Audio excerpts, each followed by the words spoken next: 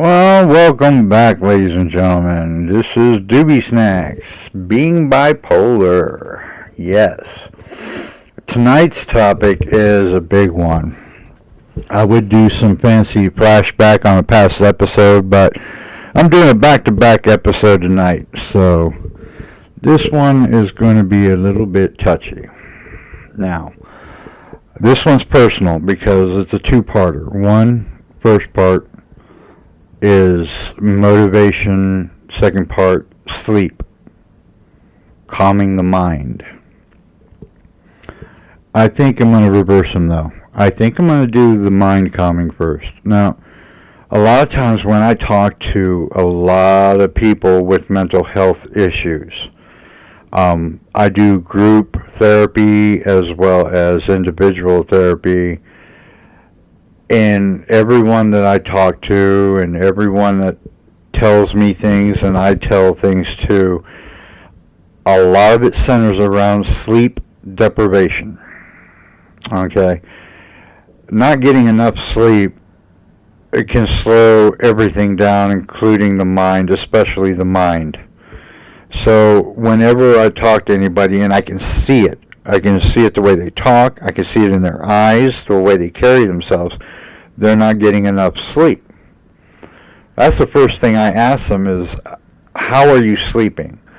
What is your mind letting you sleep? Or how is it? Or what are you doing to help deal with it? How are you stopping your mind so you can get rest? And it becomes a good 10, 15-minute conversation just on how that person's mind is still running when they're laying down in bed. Their head is on the pillow, the lights are out, and it's quiet for them. And then all of a sudden the mind starts running. Either about the day you had, the day you should had, I like that. Or basically what you should be looking forward to in the next day. Your mind is going to start making plans for you while you're trying to sleep. Well, personally, for me, I couldn't deal with it. I couldn't do it. And I got a lot of this from prison, to be honest with you, because before then I was chemically enhanced to fall asleep. So now in prison, when I finally have my diagnosis going and I'm taking all these medications, I'm taking drugs that, back in the day were pretty rough. And one of the things is they put you to sleep real quick, and you're a zombie. Well, they noticed it. They took me off of them, and they put me on a couple of other things. They did a combination of a couple of medications, and they worked. I didn't get the zombie effect anymore. Okay. Now, when the zombie effect is going on in the brain, your mushroom. When I was dealing with the zombie effect, I couldn't even get out of bed to take a piss. And the toilet was 2 feet in front of me. That's how bad it was. So, after they figured everything out, I had to come back and relearn how to fall asleep again, because I wasn't being chemically induced. I wasn't getting anything for sleep. So, through that long period process of trying to figure out what was best for me, I would read until I'd fall asleep. That didn't work. I would fall asleep, wake right back up, screaming voices, mothers talking to me in a very loud sense, or my brain is trying to figure out what the next day is going to entail. Am I going to get hurt? Am I going to get in trouble? Are we going to get an inspection? Things of that nature start piling up. So when I'm figuring these things out, I finally found out that if I fall asleep with a television program going on, my mind is basically repeating everything that's being said on the TV. My mind is focused. I even have a person's face that is mouthing what the TV is saying. I know it's weird. Yeah, we all have our little quirks and such, but that's one of the big things that your mind can hook to. Find that one hook that keeps your mind wanting to repeat the same process over and over again. Okay? And that's what happened for me. So after I figured that out, I was getting 4-5 hours of good sleep until I was woken. When my mind wakes up, it wakes up my entire body in a way that is very nerve-wracking. So one of the things that gets me going in the morning is the coffee, the cigarette, and either Husbands of Hollywood with Kevin Hart, or the news from that night, or Good Morning America on Hulu, whatever. I get my head straightened out, I get focused, I look at my calendar, boom. So when you're falling asleep, there are so many different ways that you can take it, and whatever interests you. Like for me, Ancient Aliens, I'll put it on TV at night, and I just listen, and I think about all those places that they're talking about. I'm not worried about the aliens as I am the places that they go, the architecture, the symbol, just the beauty of where they go, even underwater, aerial. It's just beautiful. And my mind is picturing all this as I'm listening to it and falling asleep. That gets me 4 or 5 good hours of rest. And then I'm ready to rock for another. I can last for 12 hours if I'm lucky. But I run out of gas real quick, and my mind needs that shutdown time. We all do. Your brain needs to function at full capacity, and it's not getting what it needs when you're not sleeping. And with mental health issues, finding that one way in, music. See, I could not ever fall asleep to music because in my mind, I'm on stage playing that music. So my adrenaline is actually jumping up because I've been on stage playing music. And I know what that adrenaline rush is. I know what that feeling is, and I love it. It is a very bad drug. If you've been on stage performing anything and you hear the people enjoy what you're doing, that is a major addiction. So with that in mind, me falling asleep with music, not a good idea because I'll never get there. I'd just be up all night long enjoying the music, dreaming of what could have been, So, audio books. I do a lot of audio books as well. It has to be a book that I've already read or listened to already, because it's not new and I don't feel adventurous, if you understand what I mean.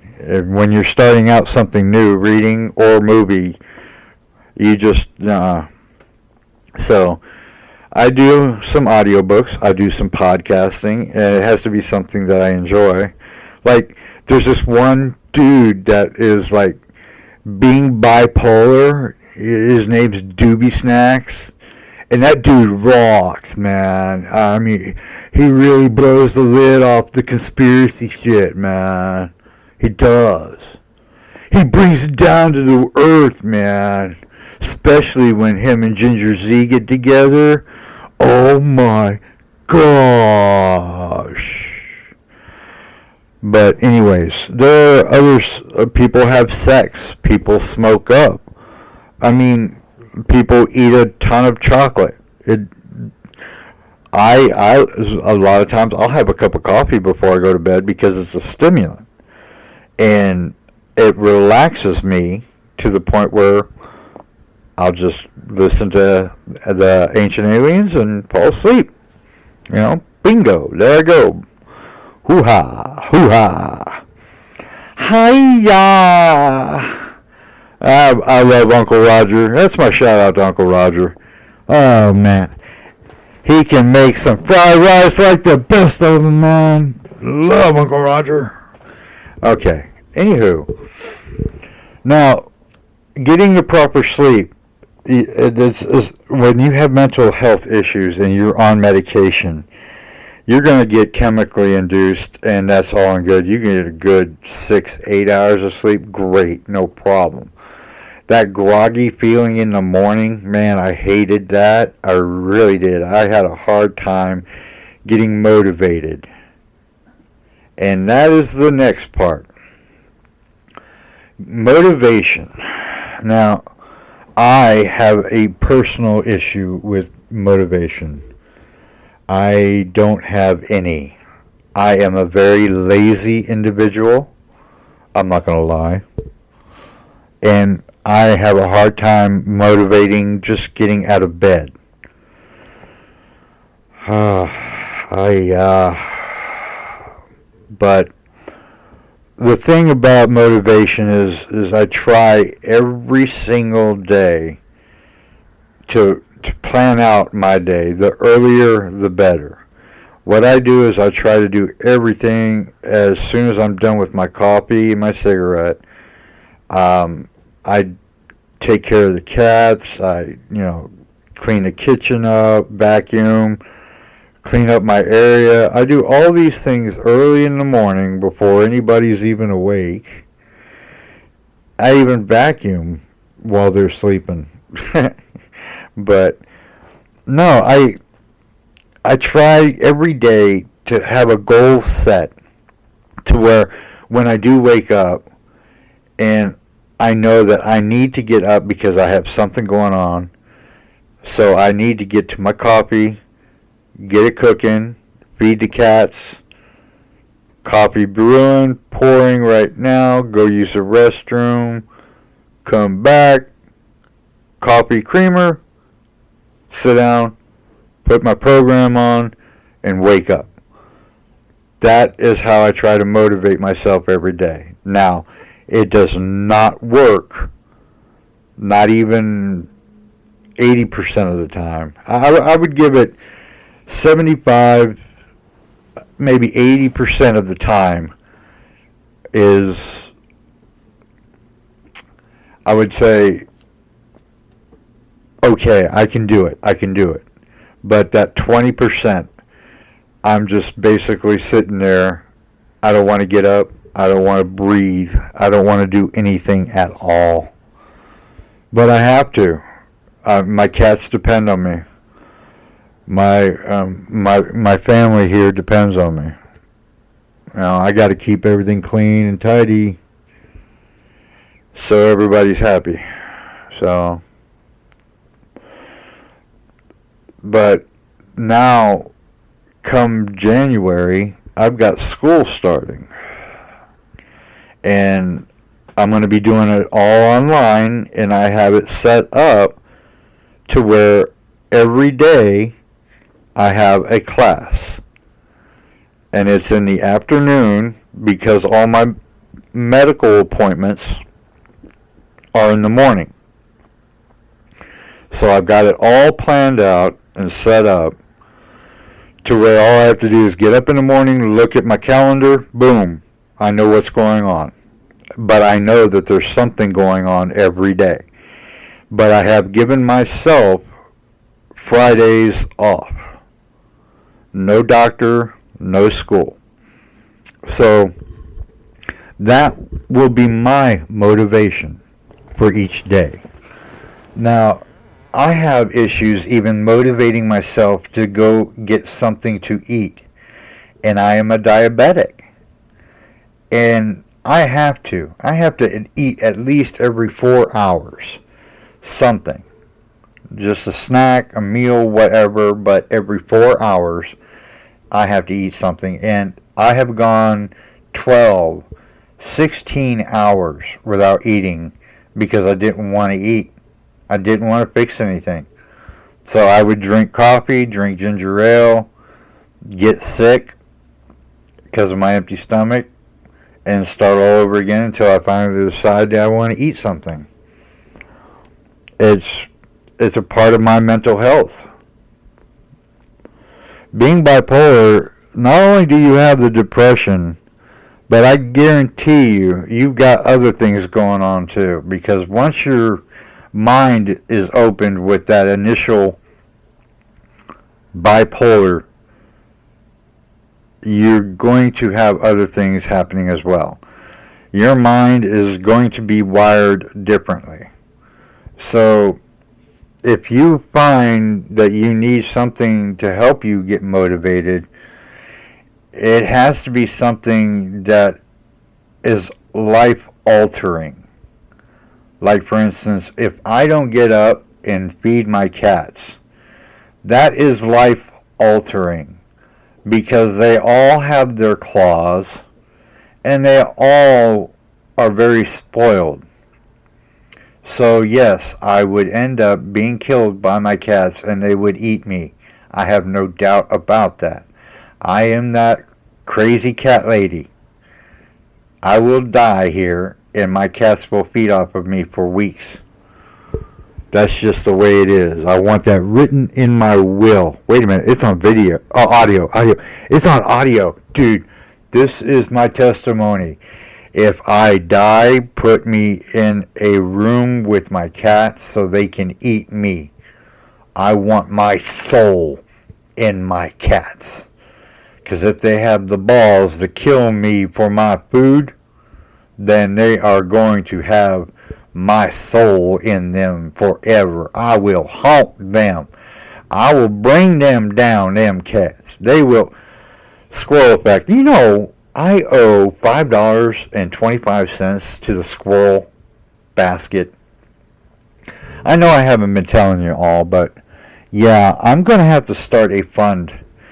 The Squirrel Effect Fund, because, man, I keep going off everywhere. Like, this is considered a squirrel effect. So yes, now it's $5.50. So let's get back to motivation.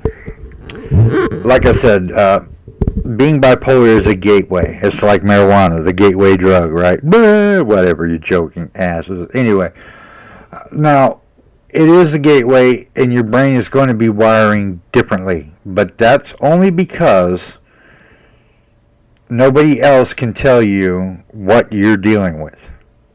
That's all you. You can talk to people. You can get advice. You can listen to this, and I can tell you everything you want to know. But it's not going to be for you, because you are the one that has to come up with the ability to motivate yourself. And a lot of times family has a lot to do with it. I motivate myself around here to keep things clean and tidy for my family.